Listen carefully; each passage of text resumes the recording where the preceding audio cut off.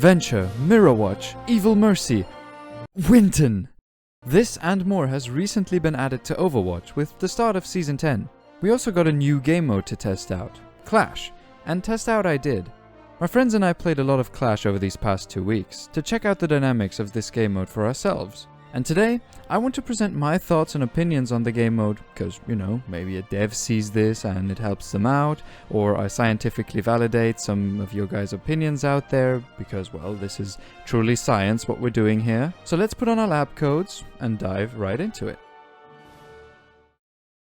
Now, for everyone who didn't play, or played and didn't understand, let me briefly explain how Clash works.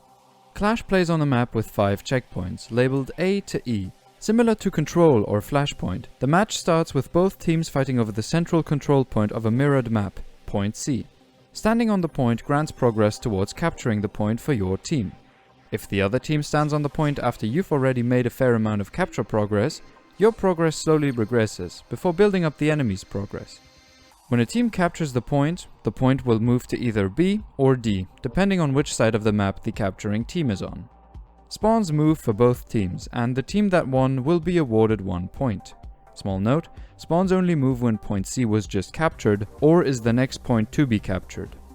Now rinse and repeat this process until a team either captures point A or E, which I will refer to as edge points during the video, or until a team has accumulated 5 points. And that's Clash for you. Sadly, there are some caveats to this playtest. The game mode was available every day over the past 2 weeks in the arcade section. For those who are unaware, the arcade rule set differs from the quick play and competitive rule set.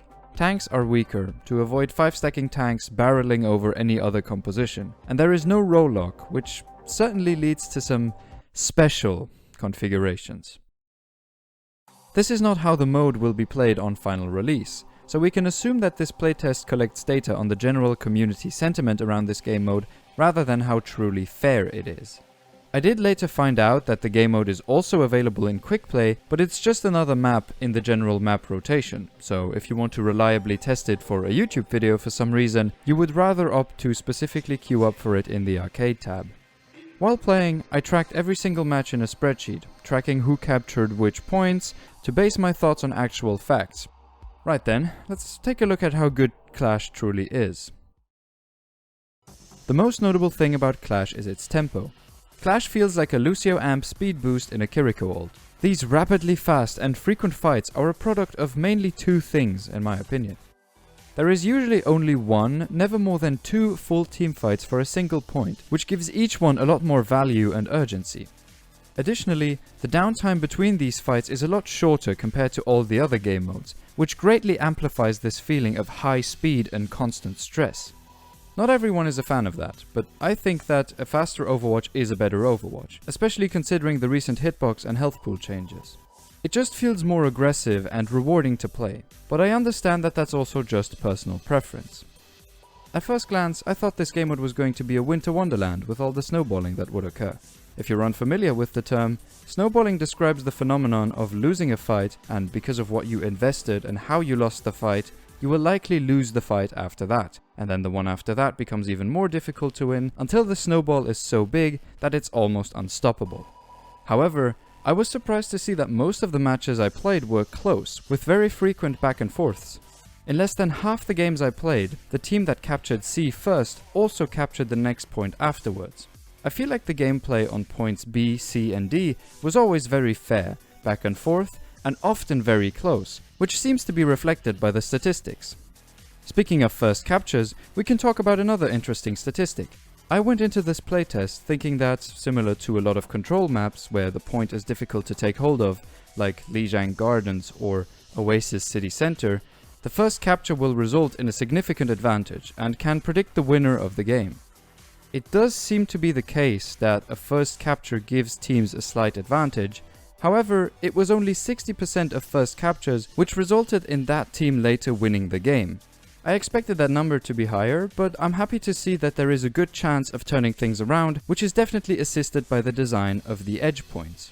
Like many other players, I feel like these are the problem children of this game mode. While on one hand, it's a good thing that a losing team, if not hopelessly outmatched, gets a great opportunity to turn things around, It's sadly also very frustrating and awkward to play into if you're on the attacking team. To clarify, I will refer to the team that spawns right in front of the edge point as the defending team and their opponents as the attacking team. Winning a fight on an edge point as the attacking team is a Herculean task. No matter how many of your enemies you eliminate, they respawn and rejoin the fight so quickly that if you only lose even one of your teammates, the fight and with it the point are lost. With a competitive rule set, it will be a teeny tiny bit easier to capture an edge point, because all players will respawn on their individual timer and there are no grouped respawns.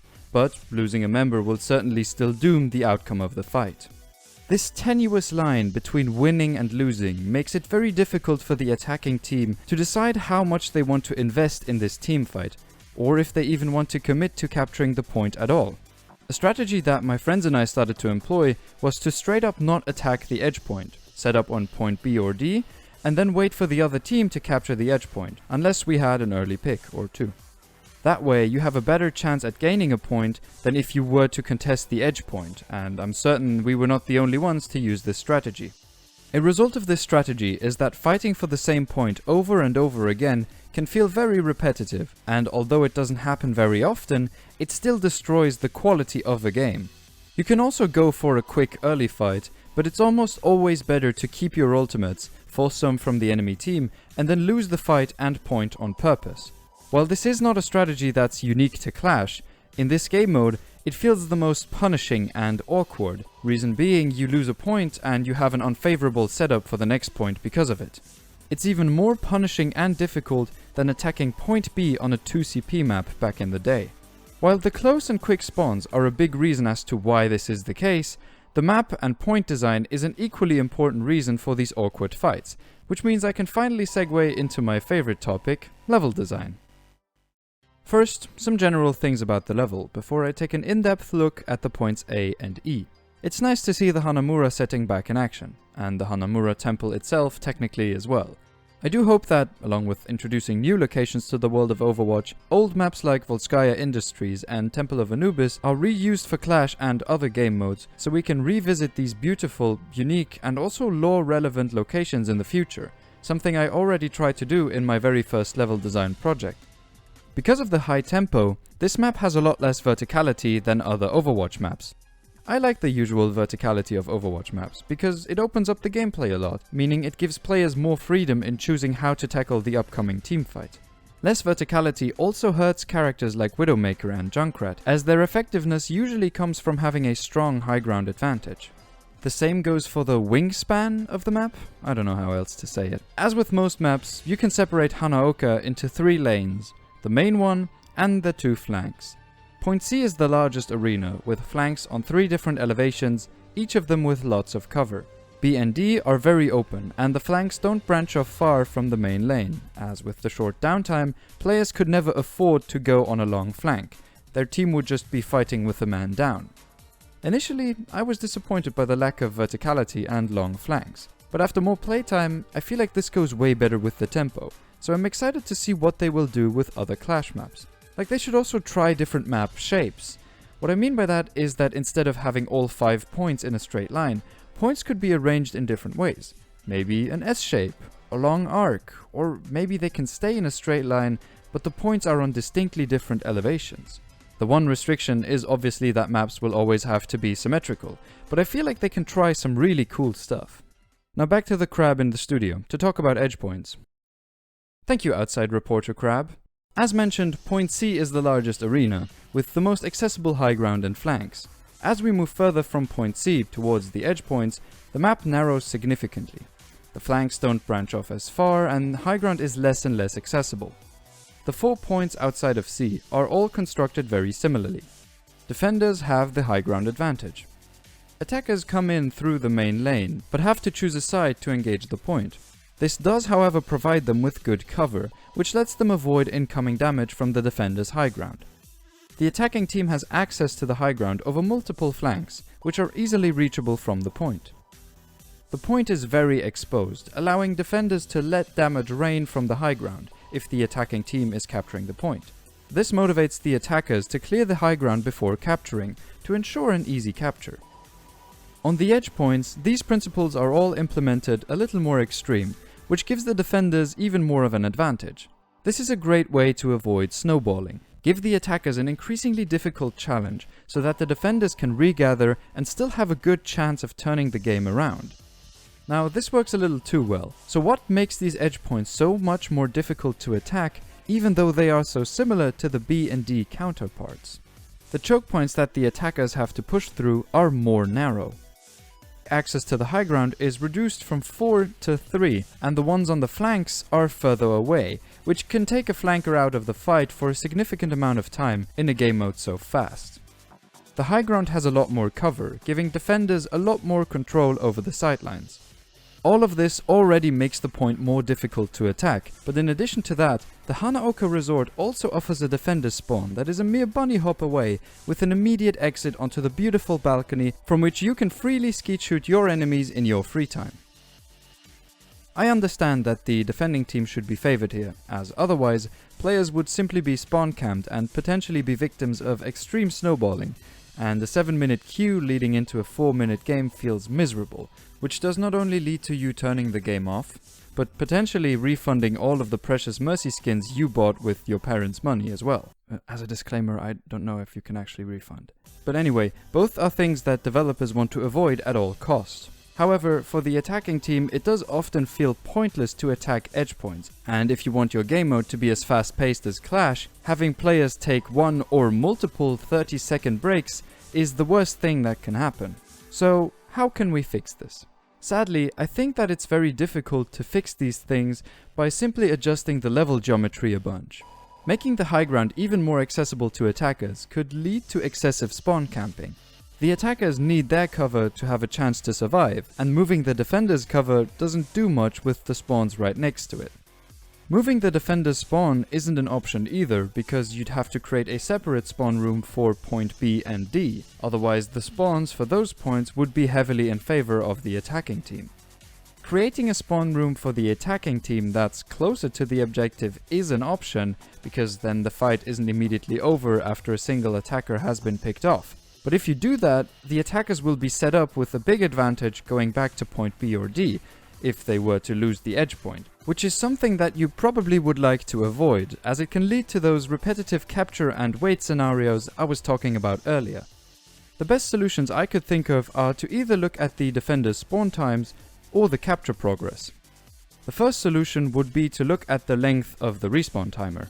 Currently, as I found out through testing in custom games, and absolutely dunking on beginner bots,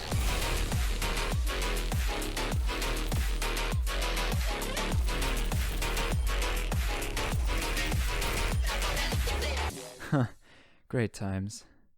Anyway, with a competitive rule set, respawning on an edge point as a defender always takes 7 seconds, as opposed to the usual 10 seconds on the other points. Quick side note, another interesting anomaly I found while testing is that respawning as an attacking team on point B or D actually takes 14 seconds. But no worries, this is not a problem, as the path to those points from the attacking spawn is around 4 seconds shorter, so it balances out. Similar to how overtime increases respawn timers in other game modes, or how the amount of people from the attacking team occupying the point on 2CP maps increased timers back in the day, the length of respawn timers could be related to how much capture progress has been made on the point so far. For example, if a player dies without capture progress being made on the point, they respawn after the default time of 7 seconds. If the point has been halfway captured by the enemy team at the time of the player's death, they would have to wait a few seconds longer until they are allowed to rejoin the fight. How much the progress would affect the timer would have to be balanced with excessive testing, but I think that this is an interesting idea, as this would force defenders to leave the high ground to contest the point so that they can get the shortest respawn timers possible, and it would reward attackers for making capture progress on the point by making every consecutive kill more valuable. The other option is one about the capture progress itself, one which Custa also brought up in his video about Clash. We could add ticks to the capture progress of the edge points, similar to hybrid or 2CP maps. If the attacking team gets a tick of progress, which in Overwatch is usually 33% towards a capture, they will keep that progress for the next time this point is unlocked, should they not capture it during this attack. The defending team would have to first reverse the tick of capture progress of the attackers before beginning to capture the point themselves, like with normal capture progress. That way, the attacking team will have a stronger incentive to always go for the edge point, as they could get a tick or two, and maybe close out the game in a later fight. Both of these are interesting options to consider, and there may be disadvantages to these solutions that I have not thought about, but there has to be a stronger incentive for attackers to attack the edge point, otherwise they will just keep edging the game and never let it finish. Close games are fun, but letting the pace come to a standstill for a good 30 seconds because attacking the objective, the goal of the game, is disadvantageous makes even the closest of games unfun. Of the 52 games I've played, only 4 have ended in an edge point capture, and only one of those 4 was not because of successive levers ruining the game for one side. I don't need more of those games where a team runs over the other and wins by capturing an edge point, but I need to feel like it's not a complete waste of resources to try and complete the objective of the game. I'm excited to see where Clash goes and what the other maps in this game mode will feel and play like. If you have an idea on how to fix all of our problems, whether in Overwatch or real life, I would love to read it in the comments below. I'm always open for a friendly discussion. Don't forget to subscribe if you want to see more game and level design analysis by yours truly, and well, to the cute girl reading this, take care.